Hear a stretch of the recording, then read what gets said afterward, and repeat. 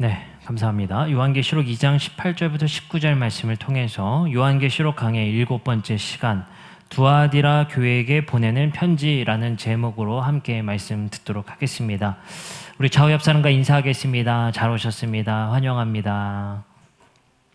우리 한 번 더 인사합시다. 사랑하고 축복합니다.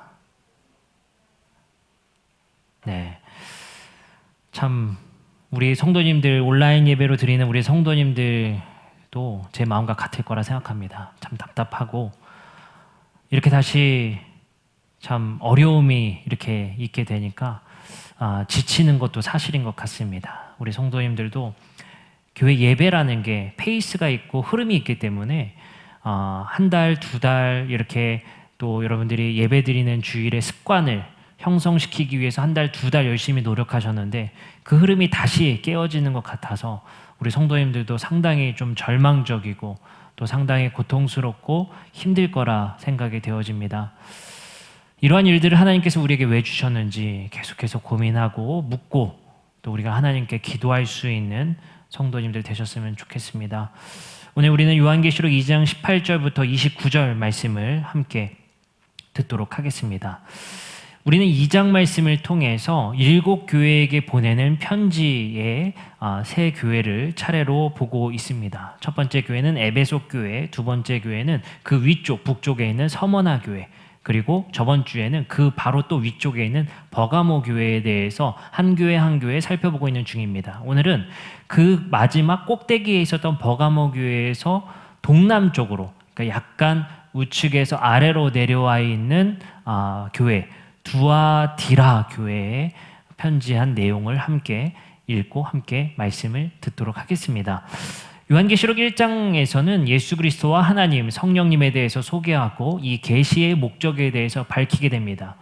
그리고 이제 1장 말미에서는 우리 기억나시죠? 7촛대 사이에 계신 인자와 같은 이의 음성 속에서 7교회에게 말씀하시는 음성을 요한이 받아 적게 됩니다. 그 7촛대 사이에 계셨던 인자에 대한 표현, 그리고 인자의 모습을 요한은 환상을 통해서 요한계시록 1장 말미에 적어두게 됩니다.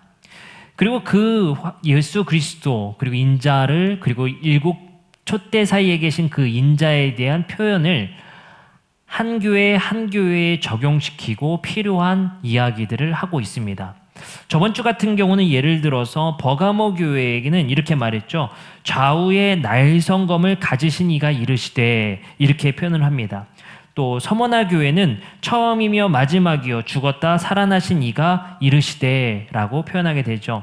에베소 교회는 어떻게 되겠죠? 오른손에 있는 7뼈를 붙잡고 7금촛대 사이를 거니신 이가 이르시되. 어떻습니까? 7촛대 사이에 계셨던 인자에 대한 표현, 그리고 그 모습에 대한, 그 형태에 대한 표현 양식들 하나하나를 한 교회 한 교회 한 교회에게 지금 적용해서 말씀하고 계십니다. 오늘 두아디라 교회에게는 어떤 예수 그리스도의 상징을 표현하고 있나요? 28절입니다. 두아디라 교회의 사자에게 편지하라. 그 눈이 불꽃 같고 그 발이 빛난 주석과 같은 하나님의 아들이시되.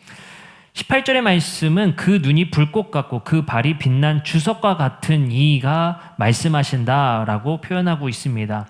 근데 놀랍게도 두아디라라는 지방은 버가모에서 동남쪽에 위치해 있으며 기원전 190년에 로마인들의 손에 넘겨진 곳입니다. 그리고 상업과 무역으로 아주 유명했던 도시라고 합니다. 그리고 그곳에서는 철광석이 많이 나는 아주 유명한 도시였습니다. 아마도 그 철광석과 관련되어져서 요한은 그렇게 표현한 것 같습니다. 그 발이 빛난 주석과 같은 하나님의 아들이시다, 이렇게 표현하고 있습니다.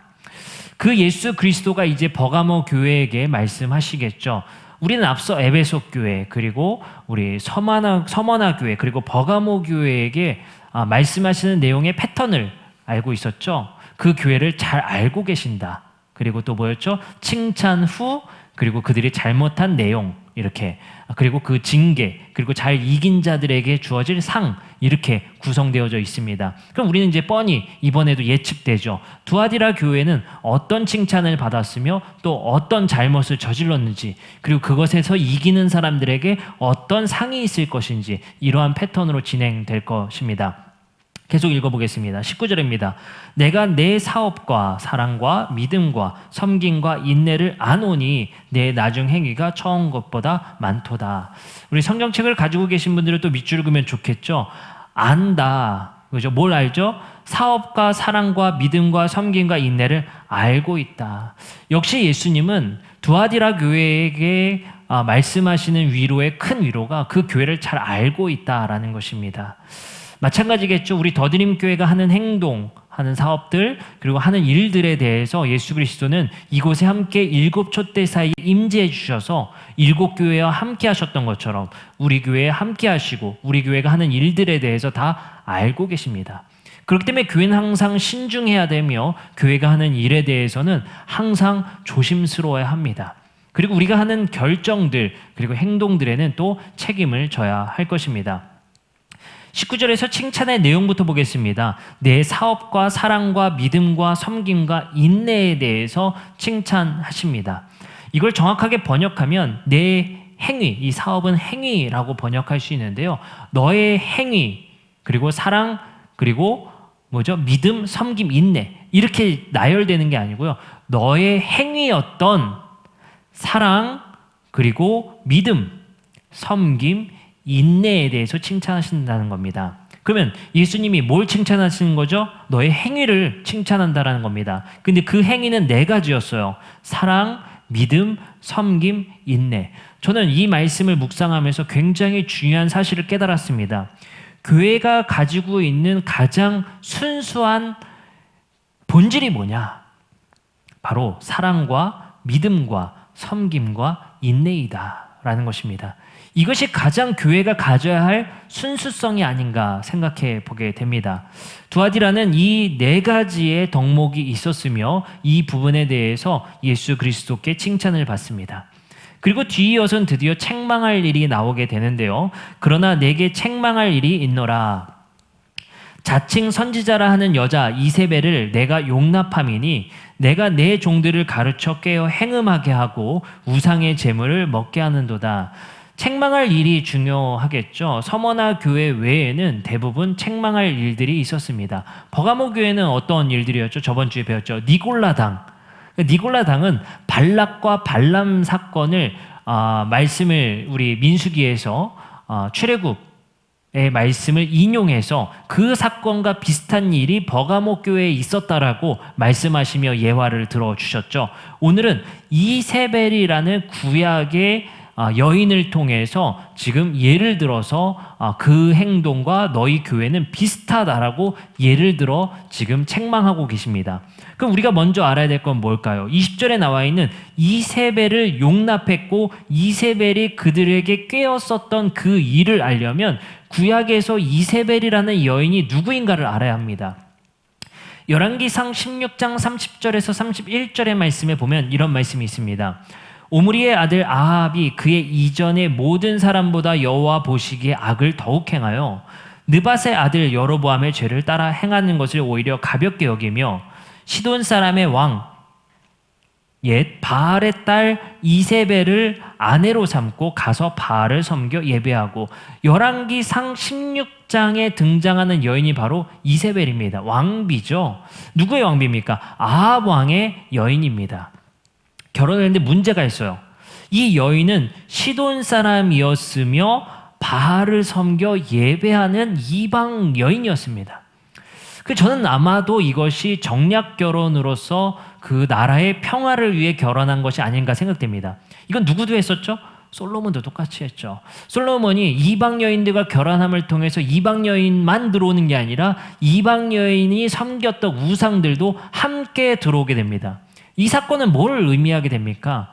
이스라엘이란 나라는 하나님이 통치하는 나라로서 하나님의 보호하심과 하나님께서 그들을 지키시는 것을 믿음으로 평화를 만들어 가야 하는데, 그들은 하나님을 의지하지 않고 이방 여인이라는 또 이방 나라를 의지하고 서로 정략하고 서로 정치적인 결탁함을 통해 그 나라가 우상 숭배에 빠지게 되고, 하나님을 의지하는 것이 아니라 정치를 의지하고 다른 나라의 힘을 의지하는 모습을 보게 된다는 것입니다. 그것이 곧 무엇이 그 나라에 퍼지게 되죠? 우상 숭배라는 오염이 시작되게 됩니다.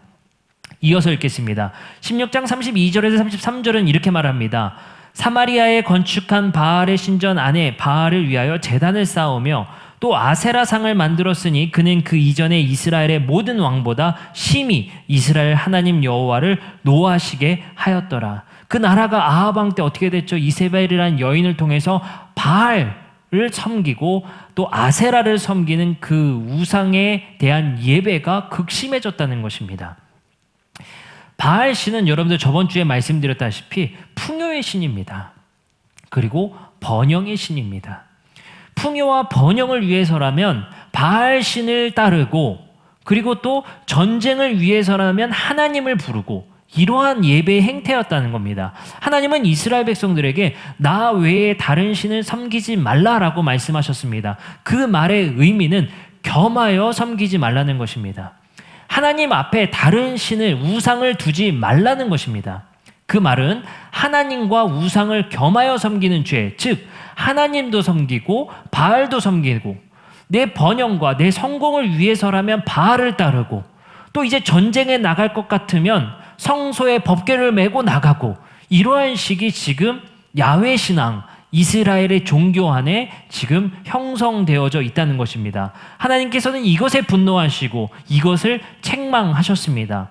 열왕기하 9장 22절에는 꽤 많이 넘어간 시대 속에서는 이걸 이렇게 평가합니다.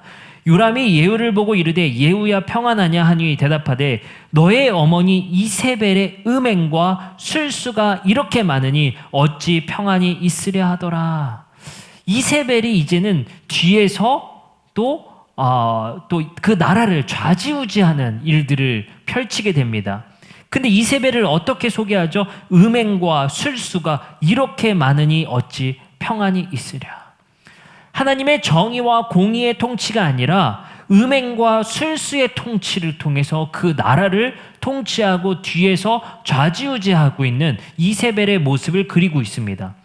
20절 요한계시록 오늘 본문 말씀의 2장 20절에서도 이세벨에 대해서 이렇게 표현하죠. 그러나 내게 책망할 일이 있노라. 자칭 선지자라 하는 여자 이세벨을 내가 용납함이니 그가 내 종들을 가르쳐 꿰어 행음하게 하고 우상의 재물을 먹게 하는도다. 적절한 예였던 것 같아요. 이세벨이라는 이름의 여인이 두아디라 교회에 있었던 건 아니겠지만 이세벨이라 불릴 만한 자, 그죠? 그런 자기가 여자 선지자라 자칭하는 여인이 있었다는 거예요. 그 여인의 행동을 지금 어떻게 평가하고 있습니까? 이세벨이라는 구약의 그러한 인물을 통해서 지금 예를 들고 있다는 겁니다. 지금 두아디라 교회의 이세벨이라 불리는 자도 똑같이 행음과 우상의 재물을 먹게 하는 일들이 있었다는 것입니다. 여기서 행음이라는 것은 단순히 간음과 음란을 말하는 것이 아니라 종교적 혼합을 얘기합니다. 그래서 지금 우상을 숭배하고 있는, 하나님 앞에서 다른 우상을 숭배하는 것을 성경은 곧잘 행음이라 표현합니다. 그러한 행음들, 그리고 우상의 재물을 먹게 하는 것들을 이세벨이라는 여자 선지자라 불리는 자가 말하고 있다는 것입니다. 여기서 우리는 한 가지 포인트를 얻을 수 있어요. 자칭 선지자라 말하는 자, 그럼 뭘 얘기하겠습니까? 예언할 수 있다고 말을 하는 거예요. 거짓 선지자가 와서 나는 예언할 수 있다, 하나님으로부터 말씀을 받는 자다라고 말을 하면서 지금 그들을 꾀하고 있다는 겁니다. 꾀한 내용이 뭐였죠? 행음하게 한, 다른 우상도 섬겨도 된다는 것, 그리고 우상의 재물을 먹어도 된다는 것을 가르쳤다는 거예요. 이것은 무엇입니까? 지금 이세벨이라 불리는 그 여인은 이 교회 안에, 두아디라 교회에 와서 지금 혼합신앙, 합리적 신앙을 얘기하고 있는 거예요. 그게 뭡니까? 세상과 결탁해도 된다는 것이죠. 이게 좀 배경을 알아야 됩니다. 두아디라 지방 또 그리고 버가모 지역 그리고 서머나 지역 할 거 없이 로마 제국의 치하 속에 있는 로마 제국 시대에는요 가장 중요한 게 길드입니다. 그게 뭐냐면요 서클이 중요해요. 저번에도 말씀드렸죠. 내가 상업을 하려면 길드가 있어야 돼요. 조합이죠. 지금으로 따지면 조합. 이 표현이 맞을 것 같습니다. 조합. 그 조합에 들어가야 내가 상거래를 할 수가 있습니다. 근데 그 조합에 들 수 있는 조건은 우상에게 절하고 우상의 재물을 함께 먹으며 함께 그것에 결탁할 수 있어야 돼요. 그래야 내가 이 조합에 들어갈 수 있습니다. 두아디라 교회는 굉장히 중요한 4개의 축 안에 있었어요. 첫 번째는 로마 제국이라는 축. 두 번째 기둥은 우상 숭배라는 중요한 기둥. 세 번째는 상업의 도시라는 중요한 기둥. 그리고 네 번째는 이 조합이라는 중요한 기둥. 이 4개의 기둥 안에 두아디라 교회가 딱 위치해 있는 거야. 두아디라 교회에게 말하는 거죠. 너희 이 4 기둥 안에 너희가 들어가지 않으면 너희는 살 수가 없어. 이 땅에서 생명을 보존할 수가 없어. 너 거지 될 거야? 너 합리적으로 판단해. 너 생각해. 라고 이야기를 하는 것입니다. 그때 그들이 고민하고 있던 찰나에 자칭 선지자라는 여자 이세벨이라는 여인이 그 교회에 들어와서 합리적 신앙을 말하고 있는 거예요. 그 시대 속에서는 굉장히 합리적일 수 있죠. 너가 이 4가지의 기둥에 타협하면 하나님도 믿을 수 있고 신앙생활도 할 수 있고 상업에서도 성공할 수 있어. 출세할 수 있어. 이러한 유혹이 이 여인을 통해 지금 그 교회에 전파되고 있다는 것입니다. 우리에게도 그런 일이 맞지 않습니까? 우리가 이 지금의 시대 속에 살아가는 21세기의 지금 사회 속에서 성공의 법칙들, 성공할 수 있는 4가지의 기둥들도 똑같이 존재하게 됩니다. 지금의 자본주의라는 그러한 제국, 그죠? 또 여러 가지 기둥들이 또 우리 안에 똑같이 존재하게 되죠. 그것을 숭배해야 된다는 것. 돈 자체는 악하지 않을 수 있으나 돈 뒤에 있는 그 가치들, 여러분들, 돈이 우리에게 행복을 주느냐? 이런 얘기를 우리 스스로 참 많이 하는 것 같습니다. 우리는 여기에 적절한 답변을 할 수가 있겠죠. 돈이 행복을 주진 않는다라고 말할 수는 있습니다. 근데 우리는 왜 그렇게 돈을 많이 모으려고 하나요? 생각해 봅시다. 우리가 사막에서 오아시스를 발견하면 다이아몬드를 들고 있어도 다이아몬드보다 물이 더 귀하기 때문에 물의 가치가 더 올라갑니다. 그죠? 이게 수요와 공급의 법칙 아닙니까? 그곳에 부족한 것이 더 가치를 갖게 돼 있어요. 근데 그 사람이 그 사막을 떠나서 이제 도시 안에 들어와서 충분히 물을 마실 수 있는 공간에 왔음에도 불구하고 아직도 그 물에 집착하고 있다면, 그 물이 가장 귀하다고 여기고 있다면 그것은 집착이고 중독입니다. 우리가 돈을 대하는 방식이 혹시 이렇지 않은지 생각해 봐야 합니다. 하나님을 믿고 예수 그리스도를 믿는 자로서 더 귀한 가치가 우리에게 있을 터인데, 그리고 이제 그 가치가 더 귀한데 여전히 오아시스에서 사막에서 물을 귀하게 여겼었고 그것이 우리에게 가장 귀중하다고 여겼던 것처럼 지금도 그것이 우리의 생명을 보장하고 우리의 안위와 번영을 보장한다라는 생각을 가지고 그 가치를 가지고 살아간다면 그것은 중독입니다. 돈은 우리의 일상생활 속에서 꼭 필요한 존재이고 가치이지만 그것에 중독되고 그것에 지배되는 것이 잘못입니다. 여전히 저에게 그런 질문을 많이 하죠. 목사님, 술 먹는 게 잘못인가요? 그 질문 아직도 하는 사람이 있어요. 여러분들, 이 질문은 교회 기독교 술 마셔도 되나요? 그 특집편을 다시 보시면 되겠습니다. 여러분들, 중요한 것은 무엇이냐면요, 먹고 마시는 거의 중요성이 아니라 그것에 중독되어 있는 것이 문제입니다. 그 말은 뭐겠습니까? 내가 돈을 지배하고 사는 것이 아니라, 내가 술 위에서 지배하고 있는 것이 아니라 그것에 지배당하고 있는 나의 상황, 그것에 의존해야만 내 행복을 받을 수 있다는 상황, 그것이 아니면 나는 불행하다라는 상황, 그것이 지배당하고 있는 것이죠. 그러한 재화의 가치와 그러한 음식들은 사실 중립적인 것입니다. 악하고 선한 것이 아니에요. 근데 그것이 우리를 지배할 때, 하나님이 우리를 지배하고 하나님 나라의 가치가 우리를 지배하는 것이 아니라 그것이 우리를 지배할 때, 마치 내가 두아디라 지방에서 그곳에서 상업을 하고 그곳에서 어떻게든 출세하려면 그 가치를 받아들였어야만 하는 그 합리적인 신앙의 유혹. 근데 그 사람들은 그것에 지배당하고 말았다는 것입니다. 21절에 계속해서 이어서 보도록 하겠습니다. 또 내가 그에게 회개할 기회를 주었으나 자기의 음행을 회개하고자 하지 아니하는도다. 21절의 말씀을 통해서 그 거짓 선지자에게 그리고 교회는 그것을 잘못했다 말할 수 있는 기회가 있었던 것 같아요. 여기서 굉장히 중요한 말씀인 것 같습니다. 예수님께서는 누룩을 조심하라 말씀하셨죠. 21절에 이것이 누룩입니다. 뭡니까? 교회의 잘못된 부분에 대해서 그리고 잘못한 이에 대해서 잘못했다 말하지 않고 회개를 요청하지 않고 그냥 두었을 때 그 교회에게 어떤 문제가 생기는지, 그 누룩을 제거하지 않고 그 고름을 제거하지 않은 채 두면 어떠한 문제가 생기는지를 보여주고 있는 것입니다. 그에게 회개할 기회가 있었으나 그 기회를 놓쳐버렸다는 것입니다. 더 골맞고 더 오염이 확장되었다는 것이죠. 22절 볼지어다 내가 그를 침상에 던질 터이요 또 그와 더불어 간음하는 자들도 만일 그의 행위를 회개하지 아니하면 큰 환난 가운데 던지고. 22절은 심판의 내용을 구약 성경에 말씀들을 인용해서 지금 심판을 하겠다라는 말씀입니다. 23절 또 내가 사망으로 그의 자녀를 죽이는 심판을 할 것이고 모든 교회가 나는 사람의 뜻과 마음을 살피는 자인 줄 알지라 내가 너희 각 사람의 행위대로 갚아주리라. 여기서 중요한 말씀 23절 모든 교회가 라고 써 있어요. 이거는 두아디라 교회뿐만 아니라 이 편지는 모든 교회가 알아야 할 상황이라는 거예요.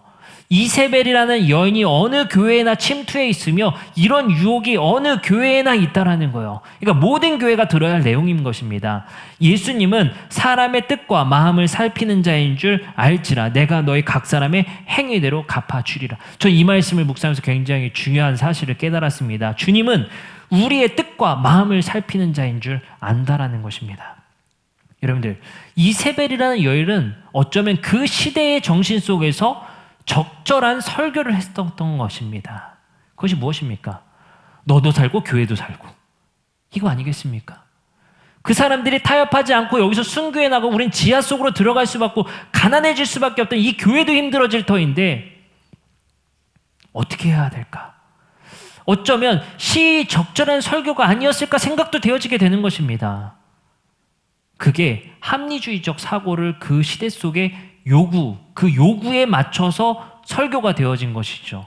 근데 주님은 분명히 그것이 잘못되었다라고 말씀하십니다. 이것에 우리는 주의해야 될 점들을 생각해 보게 됩니다. 우리는 때로는 주일의 성수, 주일 예배, 교회에 모이지 않아도 어디서나 예배 드려도 되고 일상의 신앙이 더 중요하며 음주하는 것 정도는 쿨하게 여기는 이들이 있습니다. 그것이 구원과는 아무 상관없다라고 아주 신학적으로 높은 지식을 가지고 있는 것처럼 이야기합니다.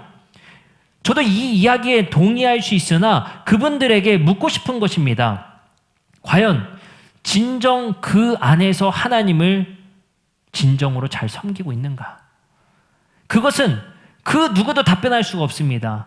본인 스스로가 알 것입니다. 신학적으로 그것이 옳다 한지언정 내가 그러한 신앙을 추구하면서도 하나님 앞에 예배함이 하나님이 가장 우선시되는 삶이 나에게 진정으로 이루어지고 있는지는 본인만이 아는 것입니다. 신학적으로 옳다고 해서 그 행동이 다 옳은 것은 아닙니다. 그 일을 하면서 내가 하나님을 더 잘 섬길 수 있는지, 내가 그 하나님께 더 순수한 신앙을 추구할 수 있는지는 본인만이 아는 것입니다. 그리고 본인의 신앙의 성숙도에 따라 이것을 할 수 있고 할 수 없고가 정해진 것이지 신학적으로 된다 하면 할 수 있는 것이 아닙니다. 이거는 본인만이 알 것입니다. 왜냐? 주님께서 이렇게 말씀하십니다. 나는 사람의 뜻과 마음을 살피고 있다. 이것은 무엇입니까? 그의 진정성은 하나님이 알고 계시고 주님이 알고 계십니다. 신학적으로 된다고 해서 그것을 자유하게 나는 자유를 가질 수 있다라는 마음을 가지고 어쩌면 나는 방종하고 있진 않은지, 어쩌면 나는 그것에 타협되어져서 내가 못하는 걸, 그리고 내가 하고 싶은 것을 신학이라는 이름으로, 성경이라는 이름으로 타협하고 있진 않은지, 내가 그걸 하면서 정말 하나님께 진정한 신앙의 생활을 진정하고 있는지, 스스로에게 물어야 될 것입니다. 교회는 당신 술 마셨으니 죄인이야 라고 말하는 것이 아니라 성경에서는 무엇이라 말하는지를 말하는 것이며 그것에 대한 책임은 본인이 지는 것입니다. 왜요? 주님이 그의 뜻과 마음을 살피고 계시기 때문입니다. 나는 이렇게 해도 신앙생활 할 수 있어. 나는 굳이 교회 가지 않아도 신앙생활 할 수 있어. 이게 신학적으로 옳은가요, 틀린가요? 라고 말하면 참 어렵습니다. 그러나 자신이 가지고 있는 그 신학의 옳음을 가지고 그곳에서 내가 과연 진정으로 하나님께 예배하고 있는지 본인이 알 것입니다. 주님께서는 분명히 그의 마음과 뜻을 살펴서 그 행위대로 갚아주신다라고 말씀하십니다. 여러분들 스스로를 점검하시기 바랍니다. 어떠한 성경으로 답을 내려서 그것이 할 수 있고 허락되어지기 때문에 가능해지기 때문에 나는 그것에 노출되어서도 나는 진정한 신앙인이야 라고 착각하고 있지는 않는지, 내가 진정으로 그 행동 속에서도 하나님께 바르게 예배하고 있는지를 스스로를 점검해야 될 것입니다. 24절입니다. 두아디라에 남아있어 이 교훈을 받지 아니하고 소위 사탄의 깊은 것을 알지 못하는 너에게 말하노니 다른 짐으로 너에게 지울 것은 없노라. 24절이 바로 밑줄 긋은 말씀이 소위 사탄의 깊은 것을 알지 못하는 너희에게 말하고 있다. 사탄의 계획이 그렇다는 거예요. 이 일은 이세벨이라 불리는 여인이 했지만 그 배후에는 사탄이 있다는 것입니다. 사탄은 그렇게 행동하는 거예요. 영적인 존재로 우리의 눈앞에 보이는 것이 아니라 악을 행하는 자들의 배후에서 그것을 종용하고 있고 그 계획을 우리 교회에게 침투하고 있고 한국 교회에게 그것을 종용하고 있다는 사실입니다. 25절 다만 너희에게 있는 것을 내가 올 때까지 굳게 잡으라. 이기는 자와 끝까지 내 일을 지키는 그에게 만국을 다스리는 권세를 주겠다. 27절 그가 철장을 가지고 그들을 다스려 질그릇을 깨뜨리는 것과 같이 하리라. 주님께서 이것을 이기는 자에게 그리고 참는 자에게 두아디라 성도들 중에 바른 행위를 하는 자에게 무엇을 주겠대요? 만국을 다스리는 메시아의 권세를 그에게도 주겠다는 거예요. 그리고 28절 내가 또 그에게 뭘 준대요? 새벽별을 주겠다. 이 새벽별은요 계시록 22장 16절의 정체가 나옵니다.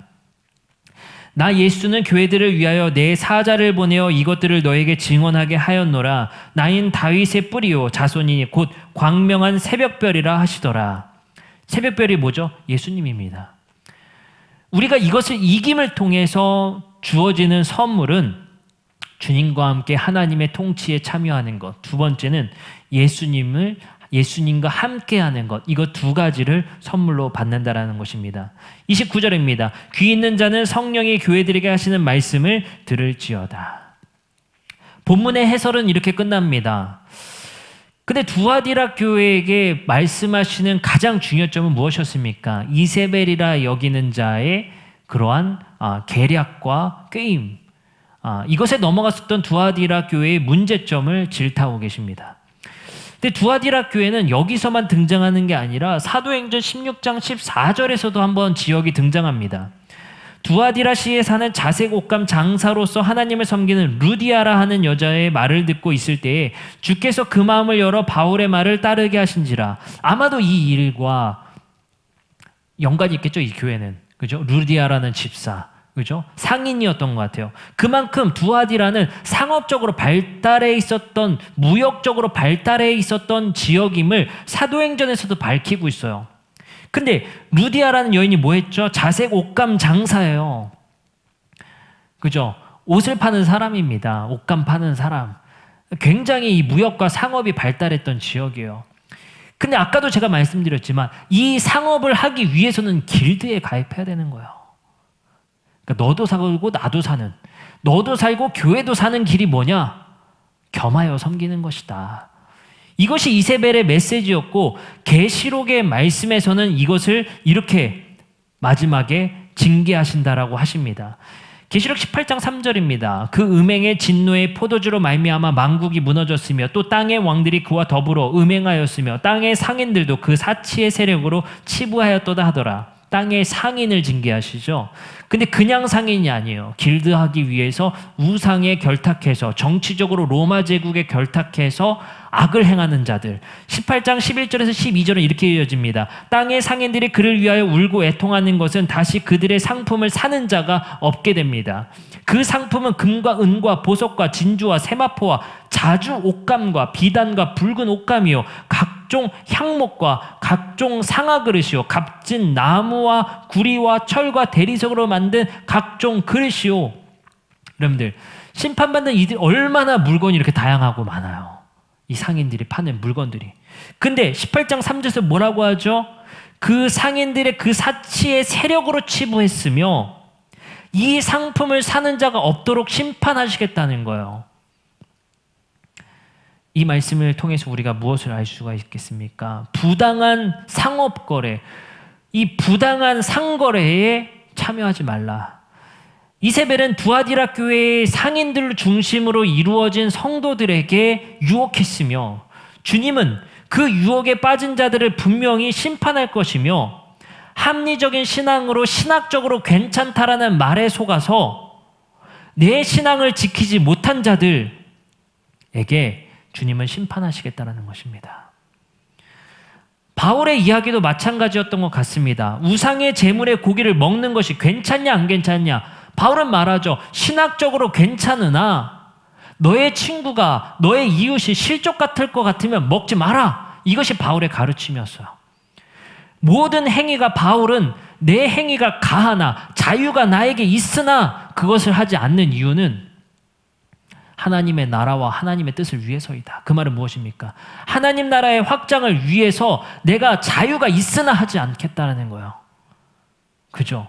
신학적으로 가하나 신학적으로 옳으나 내가 그것을 참고 인내하는 이유는 이것을 통해서 내가 노예가 되고 지배가 될 수 있는 연약할 수 있는 사람이며 연약한 이가 내 옆에 있기 때문에 참는 것입니다. 그 일을 하고 그 문화 속에 빠지면 즐거운 거 왜 모르겠습니까? 그것이 우리에게 잠깐의 유익을 주는 거 왜 모르겠습니까? 그 가치가 마치 나에게 편리와 행복을 주는 것 같은 그런 안위와 번영을 주는 것 같은 가치를 왜 모르겠습니까? 그럼에도 불구하고 그것에 내가 참여하지 않는 이유는 신학적으로 옳으나 내 신앙을 위해 나를 지키기 위해 내 이웃을 지키기 위해 내가 참을 수 있어야 된다는 것입니다. 그래서 두아디라 교회에게 칭찬받은 내용의 4가지를 다시 한번 기억해야 됩니다. 너의 행위, 사랑, 믿음, 섬김, 인내. 여기서 인내는 저항입니다. 4개의 기둥 앞에서 너는 저항함으로 빛이 되고 소금이 되라고 말씀하십니다. 신학보다 더 높은 수준에 있는 것이 바로 하나님을 사랑하고 이웃을 사랑하는 것입니다. 지금 시대에 어쩌면 우리는 우리의 입맛에 맞는 설교를 듣고 싶어 할지 모르겠습니다. 어쩌면 우리는 회개의 말씀보다는 우리에게 번영과 행복과 축복을 주는 말씀이 더 우리에게 더 구미가 당길 수도 있을 것 같습니다. 하지만 우리는 말씀을 말씀 있는 그 자체로 전하는 것이 중요하며 신학적으로 옳음보다도 하나님을 사랑하고 이웃을 사랑하는 것이 더욱 중요함을 깨달아야 할 것 같습니다. 이번 일부 기독교의 행위를 통해서 기독교가 맹비난을 받고 있습니다. 제가 인터넷으로 구글 트렌드를 통해서 개독교의 트렌드가 얼마나 높아지고 있는지를 봤더니 이 사태 이후에 정점 100을 찍고 있더라고요. 엄청나게 많은 수가 지금 비난과 댓글을 달고 있습니다. 참 안타깝습니다. 여러분들, 우리에게는 정치적 발언할 수 있는 자유가 있습니다. 우리는 그곳에 참여할 수 있는 자유가 있습니다. 그러나 그 자유가 신학적으로 옳을 수 있겠지만 이웃에게 유해가 되고 이웃에게 피해가 된다면 우리는 그것을 하지 않는 것이 좋습니다. 여러분들, 비대면 예배에 유감을 표하는 교회, 그리고 오프라인 예배를 강행하겠다는 교회에게 의문을 가질 수밖에 없습니다.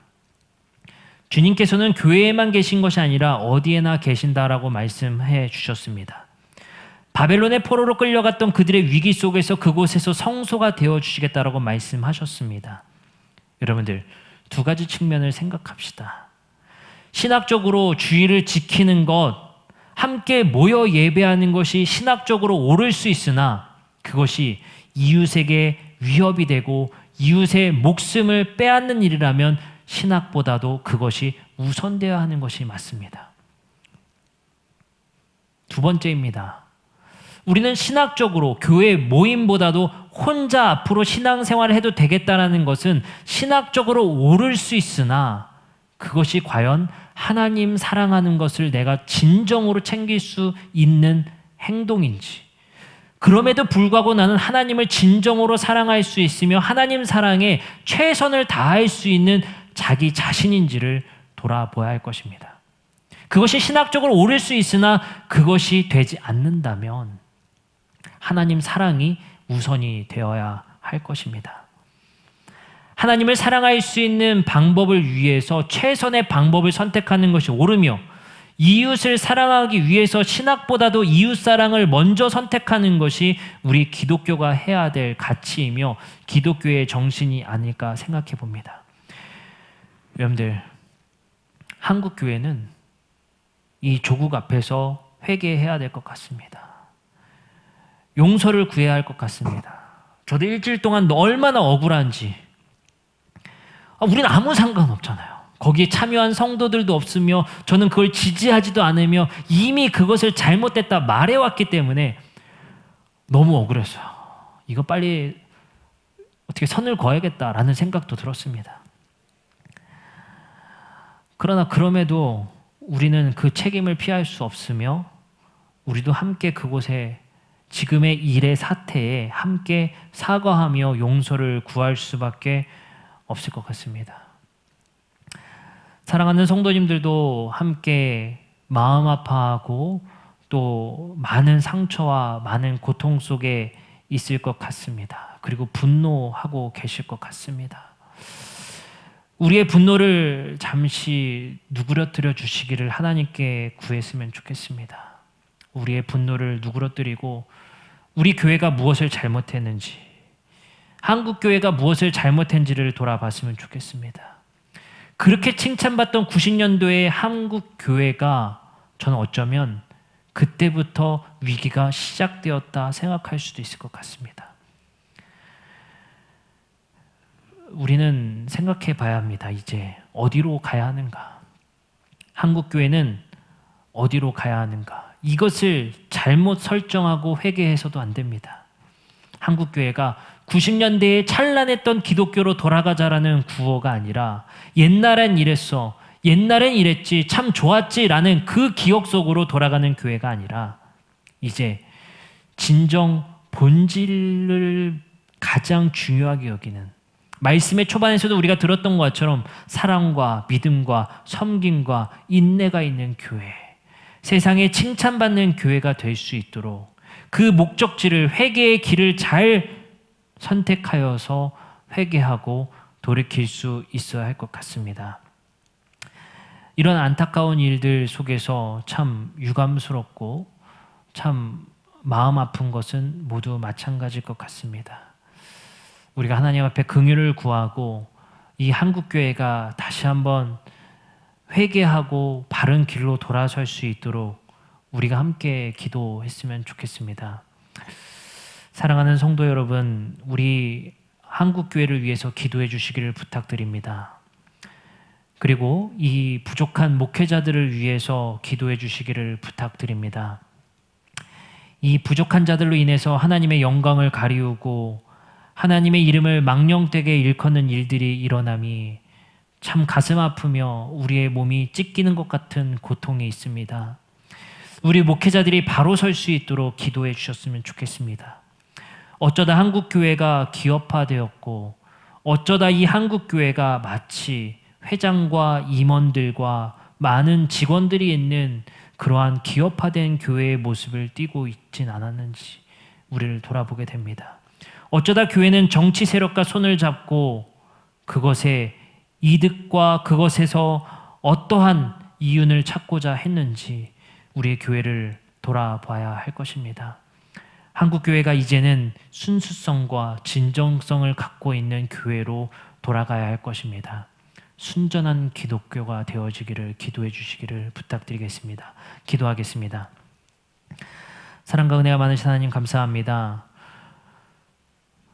두아디라 교회에게 책망할 일이 있다 말씀하시고 이세벨의 행위를 책망하신 그 말씀들 한 가지 한 가지를 곱씹어 봅니다. 주님, 이것이 두아디라 교회뿐만 아니라 모든 교회에게 하시는 말씀이라는 사실을 또한 우리가 들어보면서 주님, 우리 교회에게 하시는 말씀인 것을 또 깨닫게 하여 주시옵소서. 우리는 로마 제국의 4가지의 기둥, 생존을 위한 4가지 기둥에 의존하는 것이 아니라 주님께 주신 생명은 주님을 의지하고 하나님을 의존하며 부당한 거래에 가담하는 것이 아니라 정의와 공의를 실천하며 가난을 그리고 손해를 감수할 수 있는 우리 모두가 되어질 수 있도록 주님 도와주시옵소서. 내 생명과 안위와 번영만을 추구하는 것이 아니라 우리가 어떻게 하나님의 정의와 공의가 이 땅에 실현될 것인가를 고민할 수 있는 우리 모두가 되게 하여 주시옵소서. 예수 그리스도의 이름으로 기도드립니다. 아멘. 이 시간은 우리 보좌 앞에 모였네 찬양하시고 축도하심으로 예배를 마칩니다.